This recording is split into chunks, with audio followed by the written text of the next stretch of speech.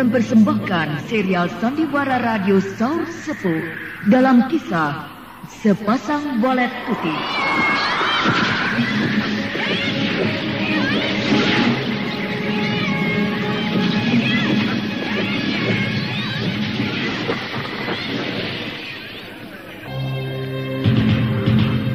Saur Sepuh dalam kisah Sepasang Walet Putih.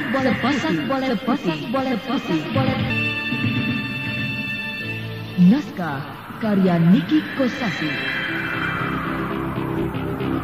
Hiasan musik dan sutradara Indra Mahendra.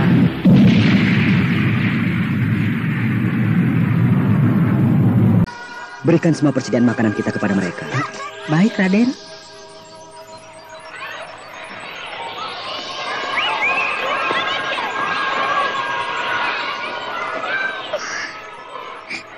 Mereka merebutkan makanan. Raden, bukan hanya anak-anak, tapi orang tua juga ikut-ikutan rebutan makanan, Raden. Biarkan saja. Biarkan. Ya. Mereka bisa berkelahi, rebutan makanan. Hal itulah yang harus kita cegah. Kita harus berusaha mencegah terjadinya perkelahian karena rebutan. Satu mangkok kecil sudah aku masak jadi bubur. Dan sudah dimakan oleh anak-anak. Tapi tidak apa, Bu. Yang penting anak-anak. Kalau aku makan apa saja mau. Aduh, sampai kapan kita begini, Pak? Kelaparan. Susah menjawabnya. Mudah-mudahan saja musim kemarau ini tidak terlalu lama. Iya, kalau ada hujan, mungkin tidak akan terlalu seperti ini. Iya. Itu ada apa itu? Rame-rame di ujung jalan desa. Iya, ada apa ya? Anak-anak kecil berkerumun. Pak Guru! Pak Guru! Itu si Tudung berlari-lari ke sini. Pak Guru! Iya. Ada apa, Tudung? Apa yang kau pegang di tanganmu itu, Tudung? Makanan nih. Makanan? Iya. Nih, lihat nih. Tuh. Makanan. Ini makanan mahal, makanan orang kota. Dari mana kau dapat makanan seperti ini, Tudung? Dari orang asing. Orang asing? Iya. Ada 4 orang asing. Tidak tahu orang mana. Tapi pakaian mereka bagus-bagus. Punya makanan yang banyak. Mereka membagi-bagikan. Makanan akan datang. Kalau tahu akan begini, aku membawa makanan yang banyak. 10 gerobak. Iya, kasihan aku membutuhkan makanan. Sampurasun. Rampes. Siapakah tuan-tuan dan nona? Kami orang Madangkara, Pak. Madangkara? Iya, sebuah kerajaan kecil di wilayah barat. Tuan Raja? Oh, bukan. Saya bukan raja. Saya seorang pengembara. Pengembara? Iya. Siapa Bapak ini? Saya Kuwu. Oh, Pak Kuwu. Iya. Maafkan kami bila kedatangan kami mengganggu ketenangan desa ini. Tidak. Mari ke rumah saya, Den. Baik, Pak. Terima kasih. Maaf, Nak. Keadaannya begini. Tidak apa, Pak Kubu. Oh ya, nama saya Bentar. Ini Sakila. Iya. Ini Dawala. Dan itu Saliwan. Iya. Sebenarnya... Iya. Kami tidak sengaja akan singgah di desa ini. Desa ini namanya Desa Tindih, Den. Iya. Mulanya kami tidak ada niat untuk singgah ke desa Tindih ini. Perjalanan kami sebenarnya akan ke wilayah timur. Iya. Mencari saudara kami yang telah berangkat lebih dulu. Jadi, Pak Kuwu jangan salah paham. Iya. Kami sama sekali tidak bermaksud menyinggung perasaan Bapak. Karena kami membagi-bagikan makanan. Oh, tidak. Tidak sama sekali. Bahkan saya berterima kasih, Nak Bentar. Nak Bentar dan kawan-kawan begitu baik hati. memberikan makanan kepada penduduk. Padahal mungkin Nak Bentar sendiri membutuhkannya. Kami pengembara.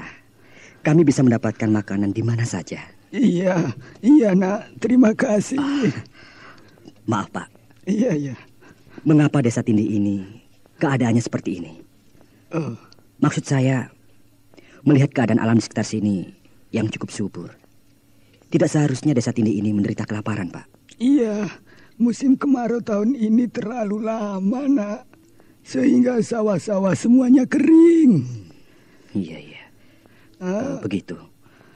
Kalau Nak Bentar mau lihat, bisa saya antar. Itulah yang saya harapkan. Bisa melihat-lihat keadaan desa ini.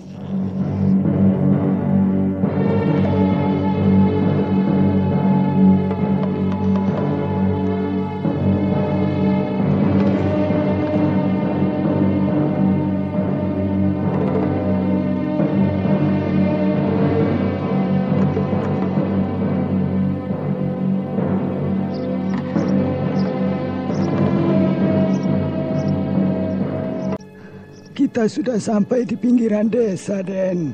Iya. Gersang sekali. Lihat di angkasa. Burung elang melayang-layang tiada henti, menantang hujan. Barangkali juga dia tidak tahan dengan musim kemarau yang panjang ini, Den. Iya Pak. Iya. Di sebelah sana ada bukit kecil. Saya ingin naik ke atas bukit itu. Mari Nak Bentar. Tapi ke sana tidak bisa naik kuda, jadi harus jalan kaki. Tidak apa. Nak Bentar. Iya. Kuat berjalan kaki mendaki bukit? Saya biasa jalan kaki, Pak. Hanya kalau menempuh perjalanan jauh, baru naik kuda. Nah, dari atas puncak bukit kecil ini, Nak Bentar bisa melihat ke seluruh desa Tindih dengan leluasa. Iya. Sebuah alam yang hijau, subur. Iya. Desa Tindih itu dikelilingi oleh alam yang subur. Tapi kenapa bisa kekurangan pangan? Aneh. Pasti ada sesuatu yang tidak beres. Mari Pak Kubu, kita kembali. Baik, Nak Bentar.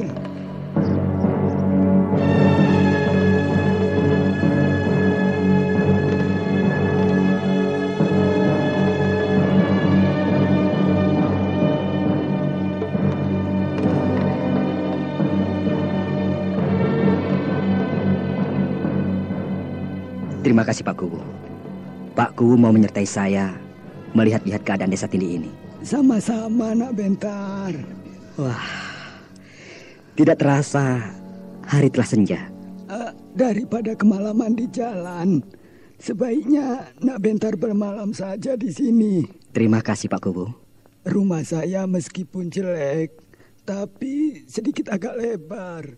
Saya rasa cukup untuk Nak Bentar bersama teman-temannya.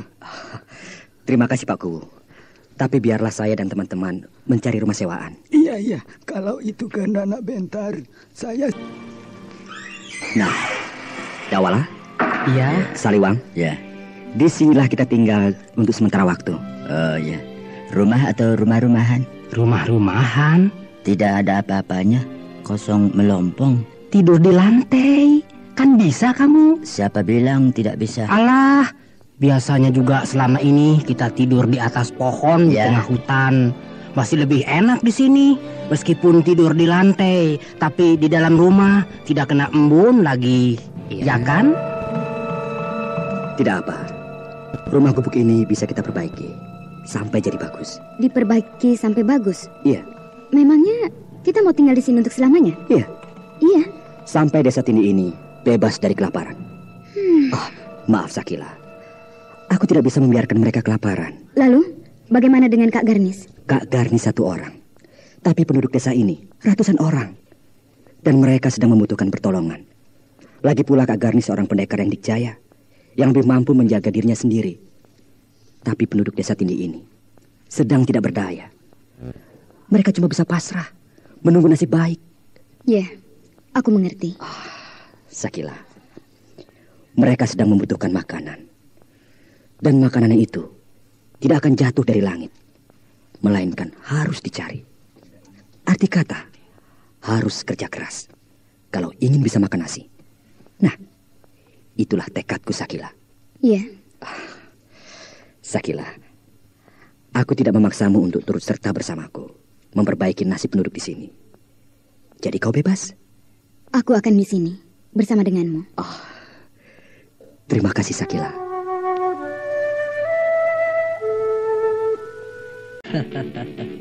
Seperti yang kau lihat, biasa. Aku masih sehat seperti ini.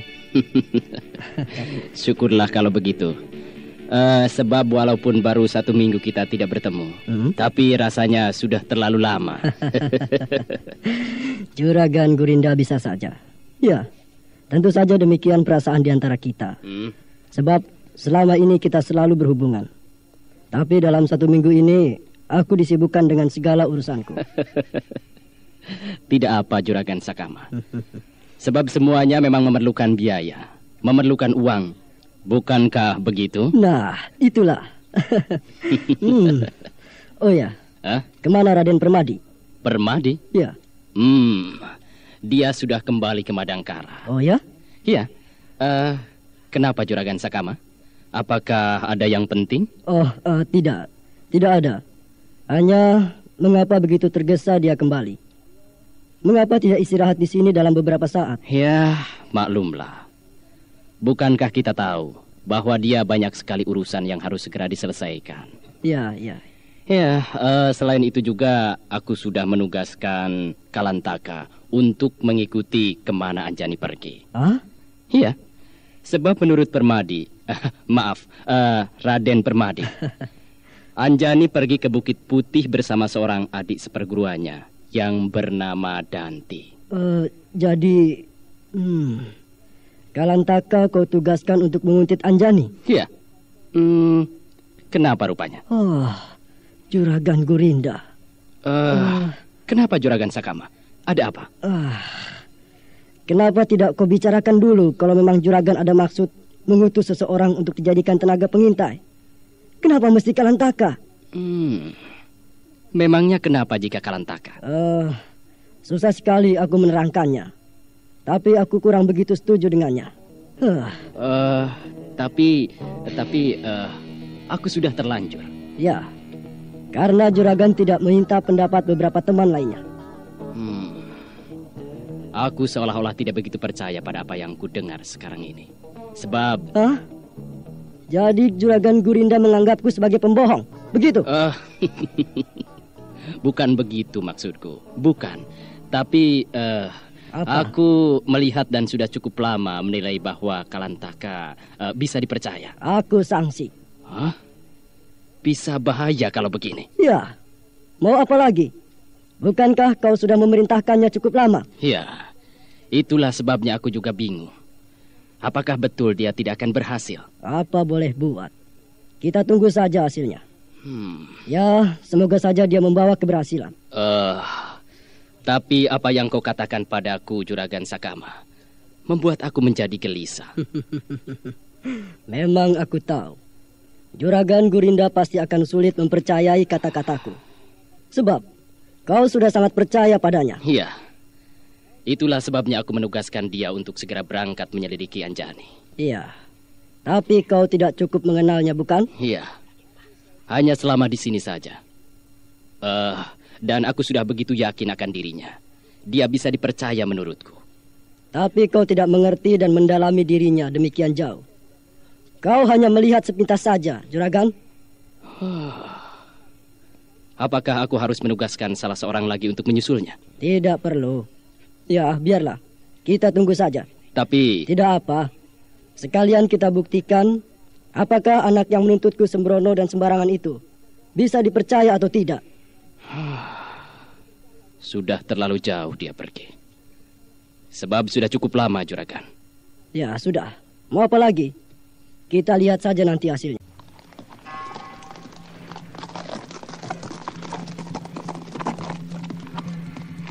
Wah, kenapa begini ya? Aku tidak yakin kalau jalan yang kutempuh ini adalah menuju ke Bukit Putih. Sebab makin lama jalannya Kuntempu ini semakin kecil dan hampir tidak kelihatan lagi. Bahkan sudah tidak berbentuk jalan. Wah, jangan-jangan jalan ini sudah tidak digunakan lagi. Kalau demikian, berarti aku sekarang ini tersesat jalan. Bagaimana ini? Kenapa aku jadi bodoh dan tolol begini? Masa tersesat seperti ini?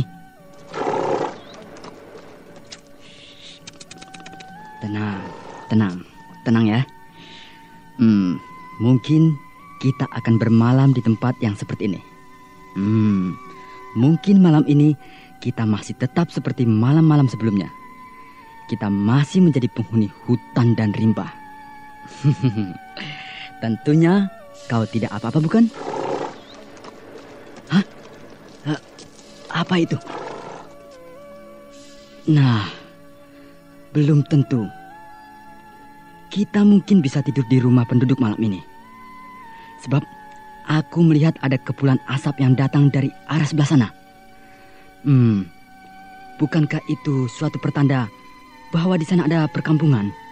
Ya, sebaiknya sekarang kita menuju ke sana. Hush.